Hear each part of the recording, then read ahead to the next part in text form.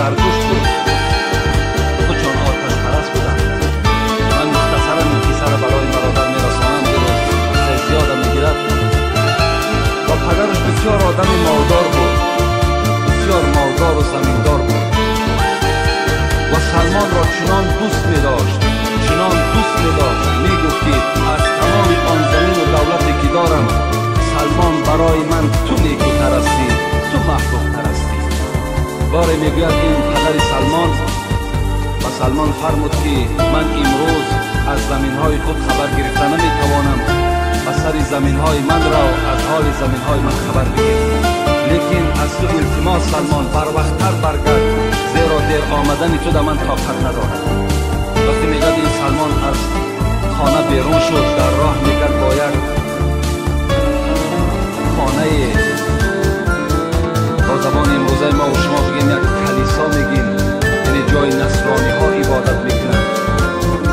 در همان کلیسا رو پرو شد، نگاه کرد که مردم نصرانی عبادت دارند. در حال داخل همون خانه شد و عبادت نصرانی ها برای سلمان بسیار خوب آمد. تا فرو رفتن آفتاب همراه نصرانی ها عبادت کرد. وقتی بیگاه شد نگاه نزد پدر آمد. پدر خیلی ملامتش کرد، چرا تو دیر کردی؟ گفت امروز من در یک خانه نشستم که نصرانی ها عبادت میکردند و بسیار از عبادت اونها خوشنود شدم. پدر جان گفت از این دین آتش پرستی ما دیده دین اونها حق‌تر است و دین اونها شیرین‌تر است. پدرش گفت نه، گفت در دین اونها هیچ خوبی ندارد، هیچ ثوابی ندارد. هرچند که میکرد سلمان از دین نصرانی برده میکرد. بنابراین پدرش چیکار کرد؟ سلمان را در خانه محکم کرد، دیگر نگذاشت که از خانه بیرون شود، زیرا میفهمید که وی این خانه را ترک میکند و از پای دین نصرانی میشود. لیکن سلمان که در دلش محبت همون دل نصرانی که داخل شده بود و کاروان همون مردم اصفهان، در اصفهان زندگی میکرد، یعنی تولدش از اصفهان است، اصفهان ایران. و آنها فرمان داد که اگر شما وقتی که به طرف مردم شام حرکت کنید، وی پرسیده بود از اون خانه که ریشه شما در کجاست، عالم های شما در کجاست. آنها خبر دادند که در ملک شام، یعنی در دولت سوریه، همان حکومت ما، عالم های زیادی ما اونجا کار میکنند، عبادت میکنند.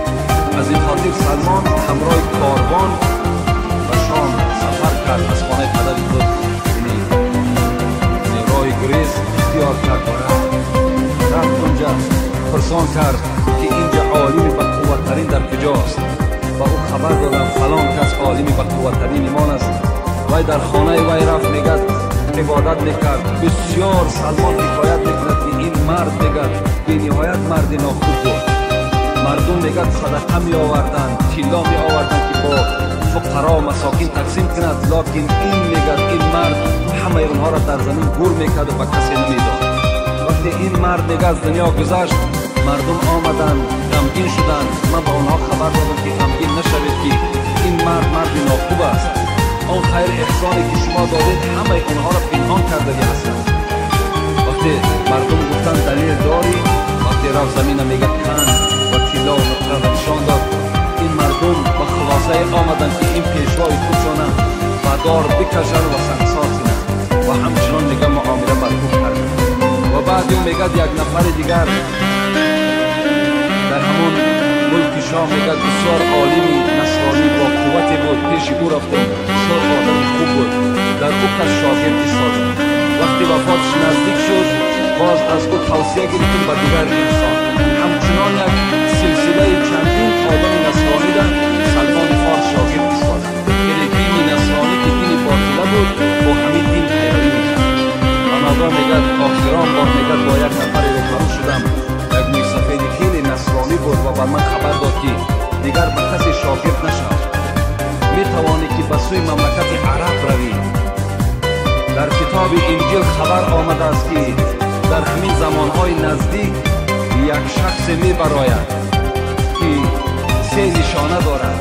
نشانه اولش همین است که صدقه را نمیخورد، مال دویم نشانه همین است که مال هدیه را میخورد و سوم نشانه همین است که بین دو شانه او لا اله الا الله محمد رسول الله صلی الله علیه و سلمان از زبان این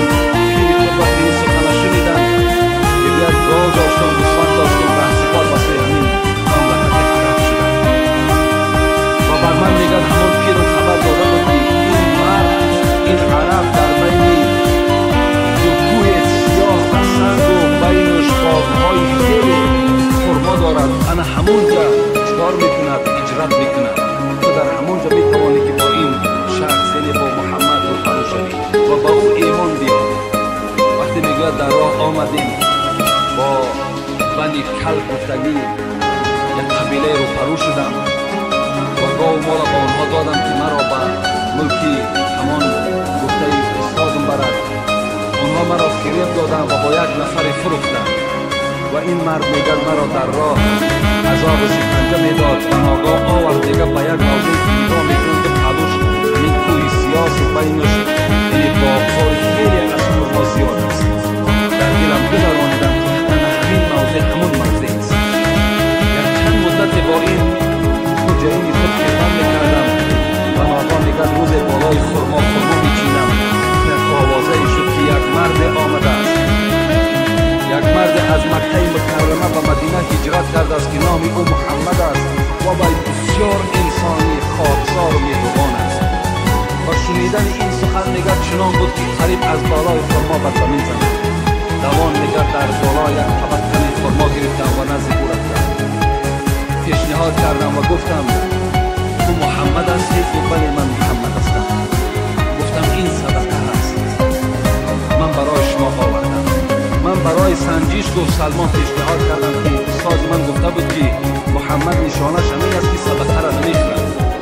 وقتی میگه پیشنهاد کردم گرفت کاسه را در دست صحابه ها داد گفت شما تناول کنید که صدقه برای من جایز نیست. صحابه ها میگه خوردن، من و دل گذرانیدم که این یکم نشانه وی است. دویم بار باز میگه از پیش او غایب شدم، باز خرمای آوردم و گفتم محمد این هدیه هست. وقتی رسول الله هدیه را شنیدن در حال خود تناول کردن و صحابه ها را دادن. در دل گذرانیدم که این همان محمد است. روز میگه جنازه بود، برای سیوم نشانه او را دیدن که مهر نبوت بود. میگه جنازه بود، پیغمبر اسلام بین صحابه ها نشسته بود.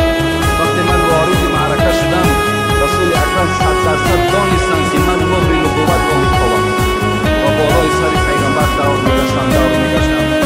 آدمی که یک لمحه پیغمبر میگه ریداش که بالای همان مهر پرداخته بود، برای من دیدن همان مهر بسیار مشکل بود. پیغمبر خدا که پیپس شدند دیگر ریدا را از بالای گردنشان گرفتند. من از پس پشت پیغمبر بودم.